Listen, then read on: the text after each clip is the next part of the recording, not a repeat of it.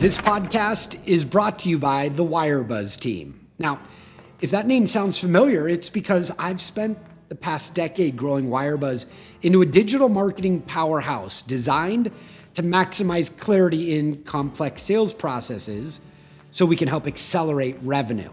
And we do this in 3 phases. Phase 1, we transform your website to function like your best salesperson and then also incorporate persuasive on-demand sales videos.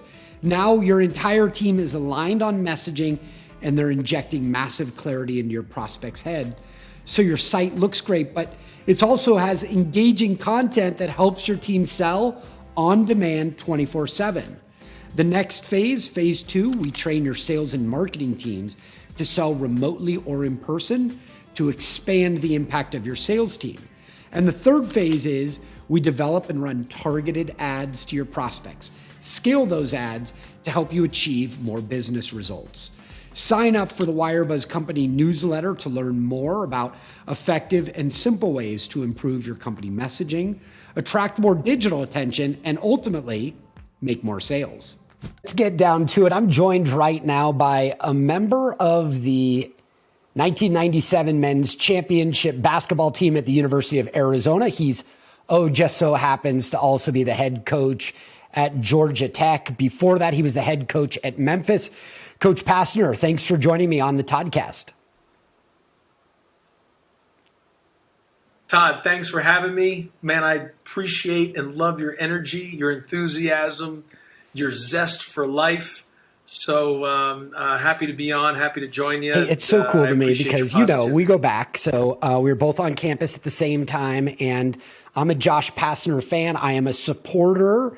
And back in the day, Josh would smuggle me in. Back in the day when I was working for the Jim Rome Show as Jim's head of digital marketing, Josh would smuggle me into U of A practices when we come to LA. And Josh, one of the things that I know about you that I think a lot of people, when they listen to this show, what they're looking for is how do they get next level in their life? And as a fan of your career, I've watched you seize golden moments of opportunity and then step into big shoes and fill them. So what happens when you see an opportunity?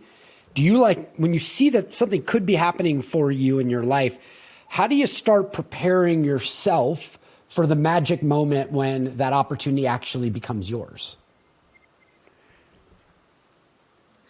Well, Todd, a couple of things, and it seems like yesterday you were at our practices, and great reminder.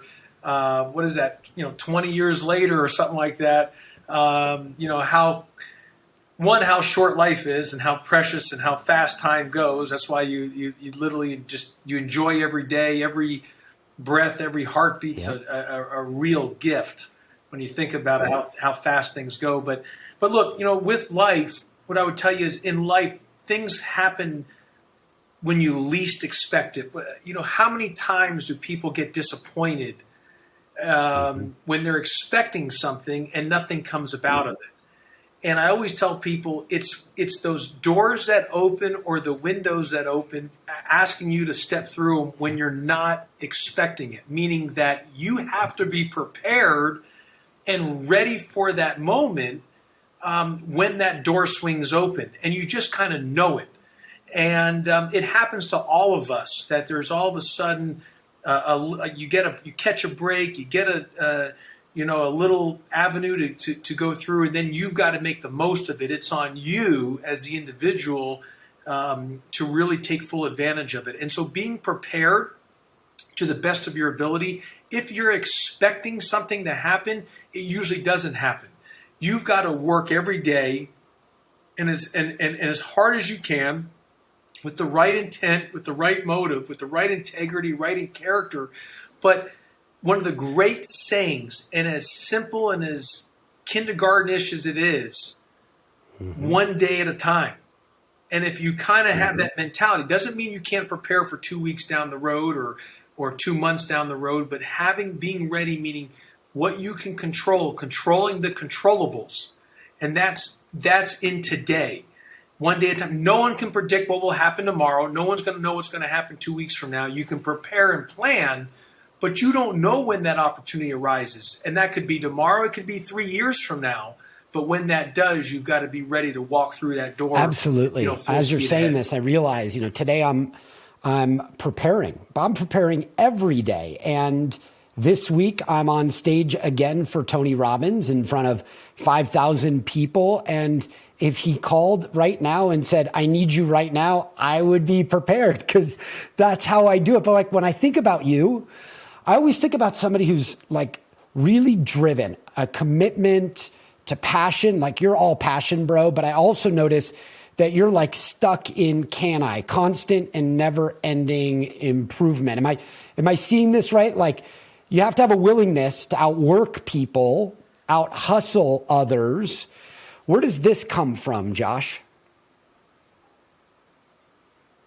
Yeah, Todd, I think, one of my sayings that we have with our team is three of our words. We talk about motor. When I say about motor being 100% effort, 100% of the time, like I always tell people, and I know what motor looks like. What is motor? Like I definition, 100% effort, 100% of the time. But it's like having that pep in your step. It's sort of like the Jerry Maguire movie where that agent Dickie Fox gets up and he says, every day you wake up, you clap your hands and say, this is going to be a great day. It's having that motor. We talk about discipline, knowing your job and doing your job. Knowing your job and doing your job, that's part of the discipline. And then the third thing, and my favorite word of them all, is driven. Being driven, having that drive is all about what I call is being internally self-motivated. The best of the best, and I don't care what profession it is, it doesn't have nothing to do with athletics. It doesn't matter who you are, what you do. The best of the best are wired in a way that are driven internally to be self-motivated. They don't need always somebody to get them going all the time, or to wake them up at time, or to have them have the passion and enthusiasm.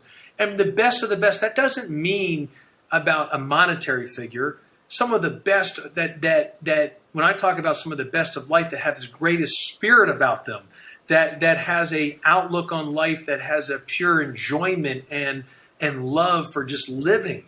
And a lot of that has to do with that internal drive. And look, everybody needs some motivation. There's nothing wrong with motivation, but I always tell people motivation is sort of like going to the doctor's office or the hospital, and it's like being flatlined. There's only so many times you can charge your heart where it's going to get the beat again. Eventually, the machine doesn't work, and they says, okay, there's no more beats. We're just it's done with. That's the same thing in motivation. Someone can motivate you and get you going for a good 2-3 weeks, but eventually you're going to have to take that on your own and be motivated to say, hey, I got to get up earlier. I got to do this. I got to be locked in. I've got to make this extra work. I've got to do the extra sacrifice. That's part of the drive of the everyday, instead of someone forcing you to do it. Usually the ones that you got forced to, it might not always sustain, but being able to sustain something comes from internal motivation and the internal drive. So I'm a big believer in that, Todd. Hey, when you talk in your meeting and you're starting to recruit a kid, are you looking for motor, discipline, and drive? First thing I look at is when we're looking at a young recruit, we're looking at motor. Like I'm constantly looking at motor, and I know what it looks like. How hard do you play? Now, in my line of work, you're also then got to factor in, can they score the ball? How is their talent level? Those other things, but the baseline, just the baseline, before we even get to the next part of can they play in the ACC, is do they have that motor to compete? Like, are you a competitor? Do you have a competitive excellence? Are you willing to, you can have the greatest strategy in the world, but if you're not a competitor, strategy doesn't matter. Competing is what it's about, and that's about motor. And I know what that looks like. So that's the baseline. That is the first thing. If you don't have a motor, what I've learned, if you don't have that drive, that motor, it's very few times do you ever get it 4 or 5 years later on. One out of every 10 times someone finally captures it. But the reality of it is, you don't capture it at some point in your life when you've gotten to that point. Because I think the hardest thing for a human being to do, Todd, is to change. Yeah. I think that's the hardest thing for a human being to do, is to change. And so when someone's a certain way for 18, 19, 20, 21 years of your life, and then you have them for a short time frame, to think that they're all of a sudden going to change, is just not always reality. So you're looking at that in that recruiting process, that baseline.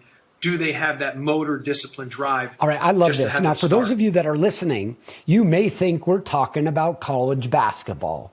But the truth is, we're talking about being successful in life, and it starts with motor, your discipline, and how driven you are. So as you're listening to Coach Pastner, what I want you to do is I want you to be thinking about yourself. And because excellence starts with you, if you want to get next level in your life, like, use what Coach Pastner is saying, like, lift that up like a blueprint, a translucent one, and lay it down in your life. Like, are you arriving at work and on your projects with motor? What does that mean? It's like massive determined action with every step, all the way till the buzzer rings at the end of the workday. Boom. Do you have the discipline to keep doing that? Are you driven if you're in sales, are you driven to get to the point where, yeah, you might have hit your quota that month, but you're driven to obliterate the quota because you know that you deserve next level results? Like, that's how I want you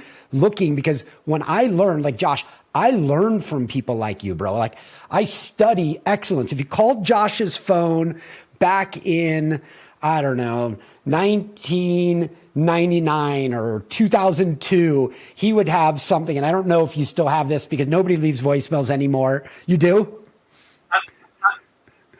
I still have. So I change my voicemail up every month, and people call it all the time. And it's a real positive message, and people call it all the time. So I'm still the same guy, Todd, from even 20 years ago. And people text me, Coach, I need to pick me up. Please don't answer. And so, because they just want to listen to voicemail. So I get many calls from people just asking to be able to. So you have the motor. It's pretty cool. You have the discipline.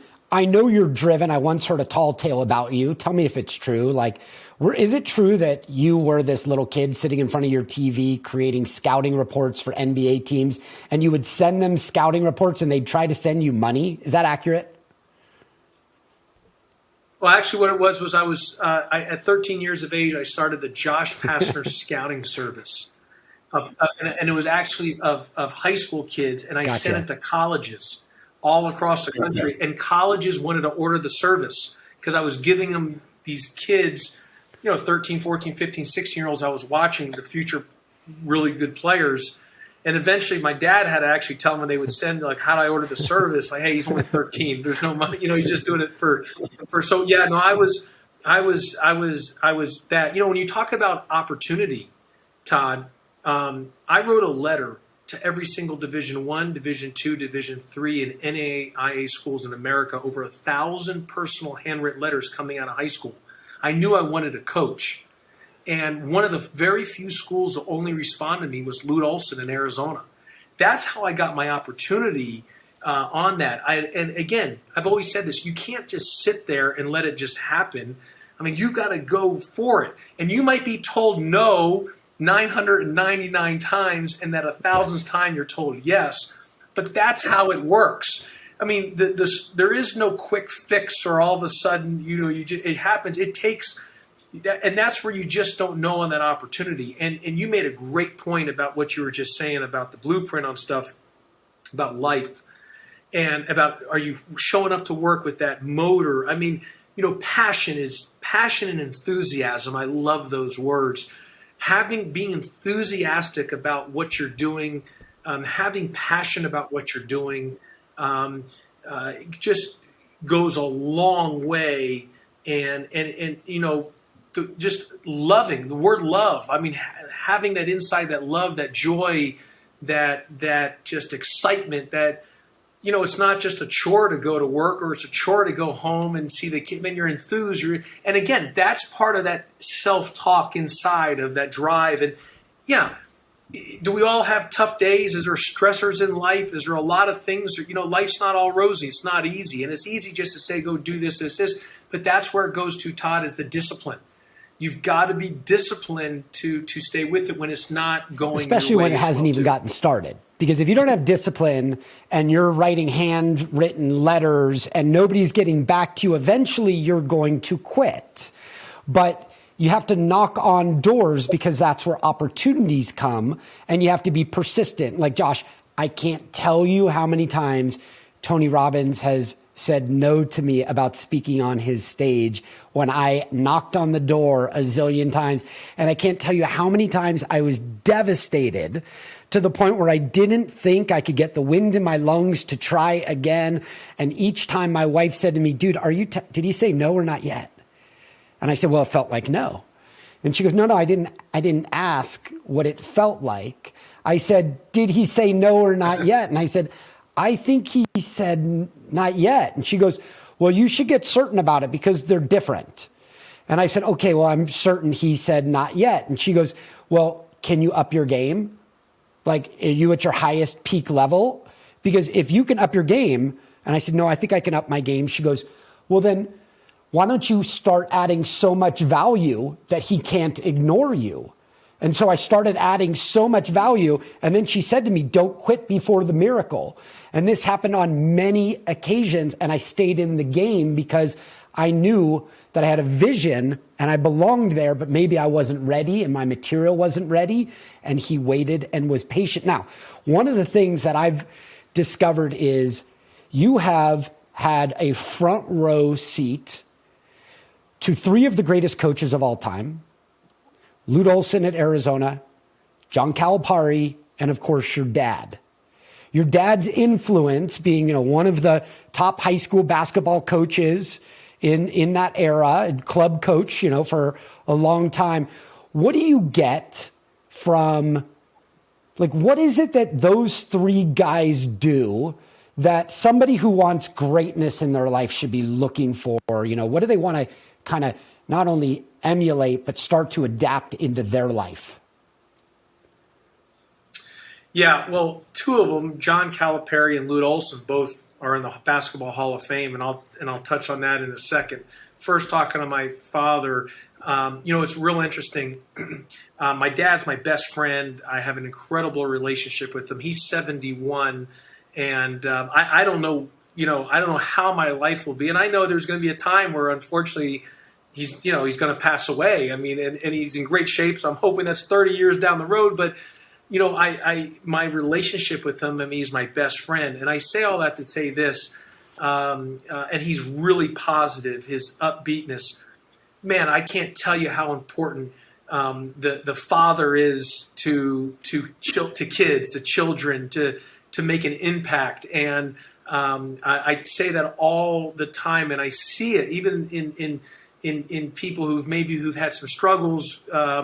Maybe the father wasn't around or whatever it may be, but they've obviously been able to have still a great success. But I always tell fathers, when your kid's born, man, I'm just telling you the impact you can make. And of course, mothers are everything. They're right. Angels from heaven. But there's nothing like the father. I mean, just that impact they can make on a child is so powerful. So that is so important. And then when you're talking about like John Calipari and Lute Olson, two elite coaches who are in the Hall of Fame, and it's amazing. Both guys are so different in their ways of going about how to get to the end game, but they are both so similar in so many ways. And one thing that I realized from both of them, yes, did they have really good players and this and that, and they were good coaches. But you know what they were excellent at? They were excellent at keeping things simple. They didn't overcomplicate things. They kept it simple, and they believed in executing their plan. And in my philosophy, from learning from them, learning from my father, I've kind of taken the approach of, okay, we want to be real, we want to be transparent, We want to keep things simple, and then we want to execute the plan. And trying to get overcomplicated, as we all do, and I do this myself, where I sometimes think, man, I see this is a great idea, or this idea, or that idea. Like, wait a second, there's all these great things, but and there's just too much. And let me just narrow it down, and it goes going back to taking it one day at a time, and trying to keep it as simple as possible. Because if you can perfect simplicity, and almost like there's like being boring in a sense. I mean, I know that sounds, that you're being simple allows you to keep in line of what you're trying to accomplish. And I think that's what I really learned from those two coaches. But real interesting with, like I said, with my father, he's my best friend. And I can't tell you the impact fathers can make on their children and or others too. I mean, I think that's just, but the impact for fathers just goes a long way. I get it. My dad's 80. He's my best friend. I talk to him throughout the week, and we blow up each other's phones in the middle of the day. It doesn't matter what it is, and we will chat it up. Josh, I know that like you're a different breed. I mean this in a good way. I think you're focused on success, and you also motivate and inspire yourself. But one of the things I remember you telling me, you don't cuss. Is that still true, or do you, right? No, I haven't used any and curse words. I remember Lute Olson didn't cuss. And that's correct. He didn't. Right. So I would, when your practices would be going on, I would be either sitting on the floor before practice would start, and I'd take photos of the team playing. I've got all these cool black and whites back from the day. But I also noticed I'd sit in the stands and do homework because Lute's practices were open, and air conditioning in McHale Center was full free and not full free in my apartment. And so I would watch a Hall of Famer run his business on a daily basis. And there's a lot that business people can learn from watching Hall of Famers execute. He ran a very tight practice. It seemed like every day the practice kind of had a very similar structure to it. How do you get yourself ready to go out there and lead men? Like, I'm leading a team full of people, and I'm not always in the right place to be the best version of myself, but they're sponges. Your team will pick that up. How do you get Coach Pastner in Coach Pastner mode so you can inspire men to go and do the impossible? Yeah, and you're right. There's great lesson about how successful Coach Olson was as a coach, one of the greatest ever to do it, and never use curse words. I do not curse myself. Now, there's plenty of coaches who have used foul language or are very successful, but my point is you can still be a very successful coach without using any profanity. And in fact, I tell people you can come in my huddle or come to our practice, and it's G-rated. You don't need to put earmuffs on or anything like that. Any child or woman can come to our practice and know it's going to be okay. We're intense. We have a lot of energy. But there are no personal attacks. Everything's more. But that's a level basis. of holding yourself to a certain standard that most people can't arise to. And it's also a level of professionalism that most don't ever adhere to. Why is that important for you? Yeah, in fact, I've had a lot of people that have worked for me have actually thanked me afterwards because I don't, not only do I not cuss, I don't allow our staff to use any curse words or our players. And a lot of times when I'm hiring someone, they come in and they're used to cursing because that's what they've been around, especially in athletics. And so they actually leave when they have other opportunities, be it a head coach or other opportunities, and they say, "Coach, man, I really appreciate the me learning not to curse." You know what I mean? And it's been really good for me. So I actually appreciate that when they tell me that. But I just think it's important. There's a few things for people in their business, because this can go in anything: life, business, family, sports. People get in trouble when they use foul language. How many times have you seen people when they're angry, they say something and it just backfires on them? Sometimes the best reaction is no reaction.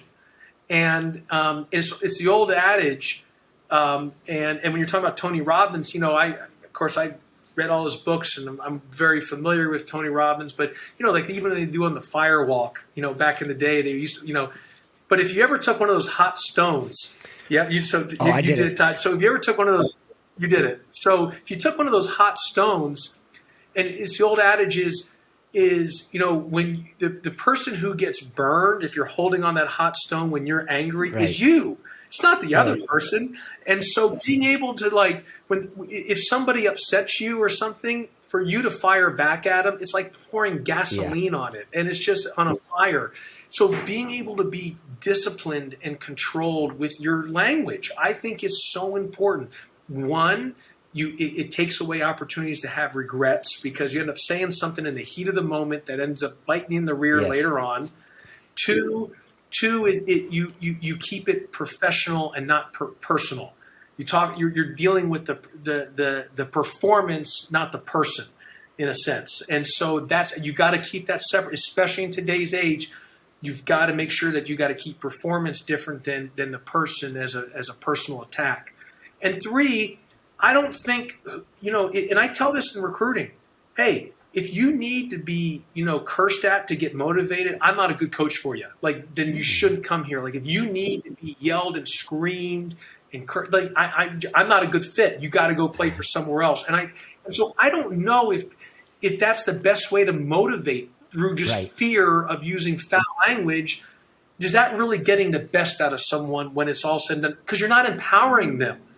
You're not empowering them. It's not a positive culture. It's again, people have done it different ways, but that's just my I think you're spot on. As you were talking, I realized that, I played baseball all the way through high school. I was a leadoff batter and a starting middle infielder. But my senior year, I decided not to play because I wasn't inspired by the coach. And he didn't build me up, he tore me down, and there was no reason for me to perform for him. So I get that. And, something dawned on me, dude. Few people in this world get to win a national championship and then go and coach after. And that's rare. I remember the off season before the 1997 team, so that must have been in 1996. And I remember you guys working out in the off season on fundamentals and getting yourselves prepared. I remember our starters shooting 1,000 shots a day or something stupid like that, something ridiculous. And I remember a member of the team giving coaching guidance on, am I right about this? Is this an accurate memory? Yes. In fact, I remember, when our first practice, or the first night together in August as a team in that 96, 97 year in August, it was a nighttime in the gym. And here I am, when I look back, I was like, what was I thinking? Here I am, 18-year-old freshman. I mean, who am I? Who is this guy? I grabbed the team. I said, hey, guys, we're going to win the national championship this year. We're going to be the hardest working team, and I mean, I'm gathering and trying to talk to him like that. And I'm thinking to myself, when I look back, what was I thinking? I'm lucky I didn't get like thrown out the gym and punched. But because we had such good guys, they allowed me to be me in that. But those guys spent a lot of extra time in the gym and all those good things. But it was interesting. I really thought we were going to win the national championship. Not only that first year, but every single year. Even the next year, we were by far the best team in the country. And I remember after we won it in 1997, I told my father, I said, this is awesome. We're going to do this every year. And I remember my dad saying, "Savior this, son. I mean, this is, you're rare. And as the longer you go in the profession, as you mentioned, me being a head coach, going to my 14th year as a head coach, the longer you go in it, you just realize how rarefied air is to be part of a team that won the national championship. And so it's a special thing. And anytime you can reach the pinnacle of your profession, of your, choice of what you're, going for, it's very, very hard to do. Maybe the hardest thing is having the right chemistry, the right dynamic amongst the team, right? The chemistry might be as business leaders, if you're listening to this podcast right now, please remember, this is all about you and your career. And what Josh went through in 97 on a magical run, they beat 3 number 1 seeds. It'll never happen again. It never happened before. And they went on to win the national championship. I think you guys had 9 losses that year. But somehow the chemistry and the belief that what happened at the end of the season was the most important. How does a team that doesn't know it's destined for greatness stay supporting each other? This is for business too. I mean, how do people support each other, build each other up so you guys can execute? Even if you had 9 losses, how do you keep believing? Yeah, you know what, Todd? I really believe this. I really believe in that year as well. We won the national championship. Yes, we had great players. Yes, to be successful in business, you got to have talent of dealing with people. But in the end, the star of our team at that year when we won the national championship, the best star of them all was the team. Was the team. The star of the team was the team. And that can be put into business. You know, it's the star of your company has got to be the company. And it's sort of the old adage is no one's bigger than the program, no one's bigger than the company. And now you've got to, if you say that, you've got to live by that. And I really think in business and or in sports, it's all the same thing. I think using your words correctly, meaning that if you're going to say something, if you're going to put a sign up, if you're going to be who you are, you've got to live by that. That's got to be not even the word expectation. That's got to be the standard. Like that is the standard. Like I always tell our staff, let's not use the word, hey, we expect this. No, these are our standards. We're not lowering our standards. And so this is what it's got to be. And we're not lowering our standards. It's everyone. It's their responsibility. Okay, here's my standard. Everyone's got to meet me at my standard, and I think and so you've got to be a believer in that. And so sometimes you could have a lot of sayings, you could have a lot of things you want to chart or say you got to do that, and that's where it goes back to the simplicity part, keeping things simple. What's important to your company, to your business, to your team? And if you can find that and then really get it simplified, then you can start holding everyone accountable. And that was Coach Olson's big thing, especially for that season, was, okay, we were a team. And the reason we had the success we had, especially later in the year, is the star of the team was the team. And I look the following year, the following year, we were the best team in the country, but we had a couple losses along the way here and there. And even at the last game we had a couple where maybe the team wasn't the star anymore because we had such great individual players. Right. And so it's going back to what you said, Todd, the dynamics of chemistry, cohesiveness. Only through the unity of the team can the individual flourish. It's not the individual flourishing and then the unity of the team. Only through the unity of the team can then an individual flourish. It's not the other way around. And I think that's really important in anything you do, including business. It's so cool because as you're talking about this, I just remembered that that was a team that had to solve problems like on the fly because the lead scorer went into a shooting slump through March Madness. And other people, including the whole team, had to step up and absorb those additional points. So, the people that we celebrate and we have their names in the rafters are not even the ones that were the stars going into March Madness, which is bananas to me that you guys held it all together. In your program is the basic expectation motor discipline and being driven? Yes. I mean, that's our standard. Like that's a baseline of the standard. And we talk about it all the time. And I think everything correlates, Todd. Look, we're in a high level academic school. Georgia Tech's very, very high level academics. And yes, again, you've got to have really good talent. You've got to have good players. You've got to have high level skill set and understanding of the game.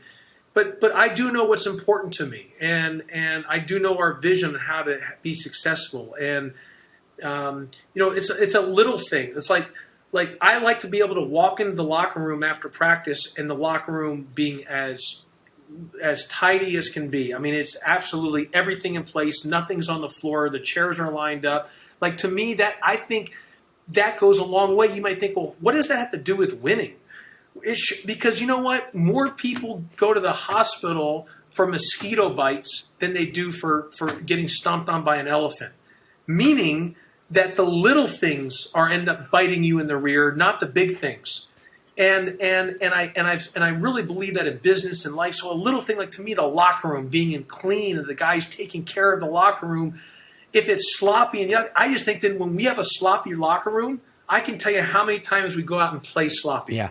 It's a direct correlation, and you might not think, does it really matter? But all those little things, it's not all this big things up here. It's those littlest, the tiniest details make the biggest part of being successful in anything that you're trying to get to. And you know what, Todd? You know this. If you're running a business or whatever, when you're in charge, yeah, it takes a lot of it's a lot of energy, because you've got to stay on those. If you allow slippage in those details, it's gonna bite you in the rear. It always does. And then you're like, man, why was it worth it? It was sort of like when you have your own children. Just do it right the first time. Yes. And so it's the same thing with the details. It's better just to use that energy to make sure there's no slippage of details in the little things. Because if you allow, that's okay, allow this to slip, allow that to slip, then all of a sudden you have slippage, you don't perform as well, you have losses, the business doesn't do as well, you're not having as good earnings, and then all of a sudden you're looking back, I should have been tighter on this, tighter on that, and then so being able to be really subconscious on that type of, and self-aware. As the head coach, you're like the CEO of the program, right? Absolutely. And you are the one that holds the standards, but let's talk about when you get bit in the ass, because it does happen. How do you coach yourself to not flip out, but to hold the standards and do it in a way that inspires people? Like, I know that I've got standards around my organization, and often when those standards slip, I flip out. So what keeps you from doing that? And how do you get your message across without feeling like you're beating people up in the process? Yeah, no, it's a real interesting dynamic, and it's not easy. And I think, number one, I think the communication part is very, very important. I think going back into, what happens is you sometimes will have a meeting, and you communicate in the meeting of what everyone's roles and responsibilities are, and then you give it to them, but then all of a sudden, you never come back to that. I think continuing to communicate, or even over communicating at times, not micromanaging, but making people aware, hey, I'm in this too now. This little detail's really, really important. Like, you're responsible for this, and you're empowering people with that. Now, if somebody has slippage, when you're the CEO and there's an employee under you that has slippage, the one that's going to get like you said, that's going to be bitten in the rear end is going to be you, the CEO. Now, you can yell and scream at that employee, but what does that do? Right. It's not going to do anything. So you either you've got to change it, you've got to course correct. You might have to change someone's responsibilities. Obviously, if the dire end part of it is, you might have to, part ways with somebody if they're just not on your same kind of level. Here's what I always like the analogy. When you're running a company, you have a caravan that the caravan's moving, and there's no handlebars. So you can't have an employee hanging on with one hand on, and they're dragging 2 feet on the pavement as a caravan. You're either all in on the caravan or you got to be out. Right. And it won't work. It won't work if you've got a couple people hanging on as a caravan's going, right, and they're just hanging on. It doesn't work. And what happens, we all do this because sometimes the people hanging on are really talented, and you're thinking, man, I want to keep them. Because they're so talented, I want to keep them around. But on the other hand, they're also You're better off just get rid of that's why you can't have the handlebars so they can't hang on. And you might actually perform better with lesser talent, but as you mentioned earlier, Todd, better chemistry, cohesiveness, because only through the unity of the team can the individual flourish. I love it, Josh. Last question for you. I want to ask you about losses. Now, you're not somebody who specializes in losses. You have an elite level winning percentage amongst some of the best in college basketball, and you've been around for a long time. But losses happen.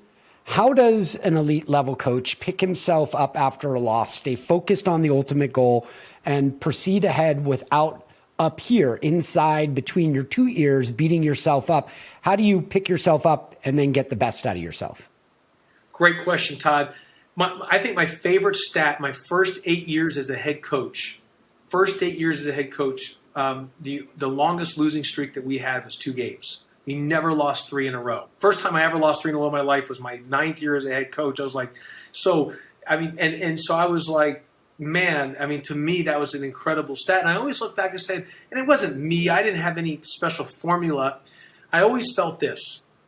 I always felt the ability to bounce back. We were always good at bouncing back and responding. Now, when you lose a game, you lose a sale, you lose something in business, it's no fun. It's like when you're going to bed and you have that on you and you can't sleep and you wake up and you just want to put the covers over you and not get out of bed. We, as a CEO or a manager or a leader of people, that's you feel it. But you got to say to yourself, hey, look, I've got to show up the next day and I've got to be the most upbeat, energized person in the building. And that's hard to do.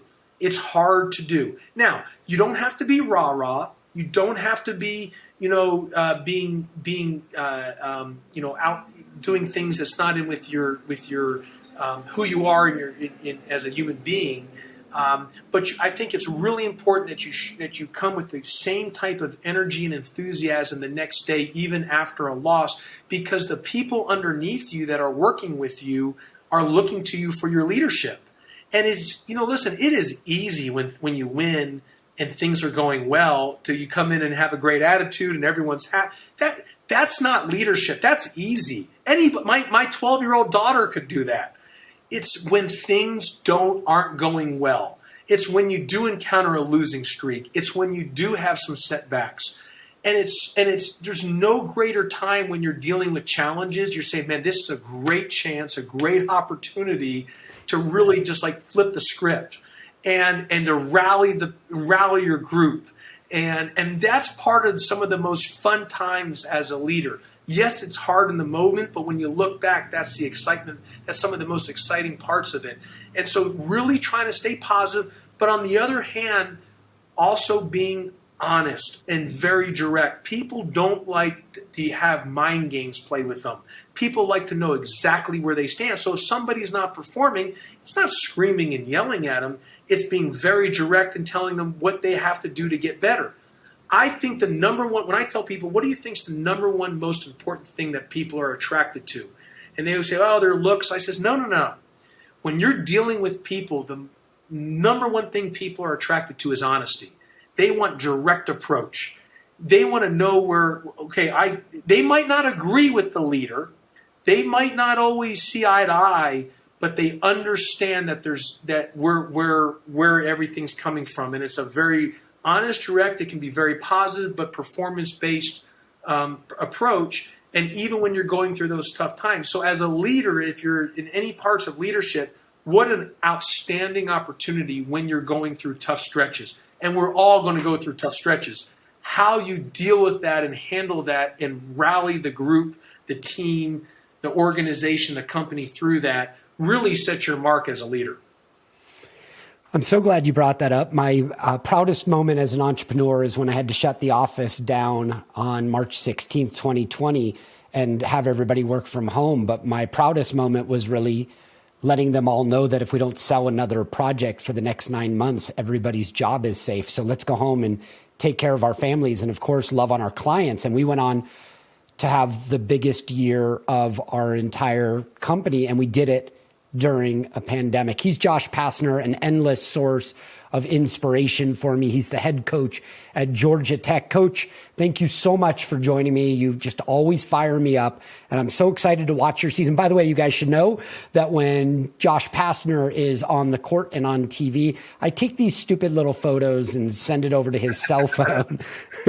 And Josh, thank you so much for joining me on the Toddcast. And thank you, Todd. Thank you for all that you do. You are a real positive human being that have impacted so many, and never lose who you are. And God bless your wife for keeping you about that, because if without her, you might not have gone on the Tony Robbins. So give her a big hug from me as well, too. I will. Take care, my man. Thank you so much. Yo, that was a powerful episode. And from what we just learned, it should be obvious how you can now implement these lessons in your life to get to the next level. Now, before you bounce, I just have 3 quick thoughts. First, thank you for taking me on your incredible life journey. Second, if you receive some value from me and you want to pay it forward, it would mean the world to me if you left an honest rating and review at Apple Podcasts, Spotify, or wherever you listen. I'd be incredibly grateful. And lastly, if you share this episode, whether it be a screenshot or a photo from where you're listening, anything via Instagram stories or LinkedIn, Facebook, or any of the social media sites, just tag me and the guest. I'll repost your content and I'll reply back in the comments because I love mixing it up. In fact, I'd love to share your shout outs in my feed too. Not only are these shout outs really good for you and for me, but they also help us book more amazing guests because they'll be able to see the reach that you're helping to cultivate. This is a way for you to help contribute to the show. So thank you again for listening, and I look forward to earning a regular spot inside that ear of yours. Let's grow.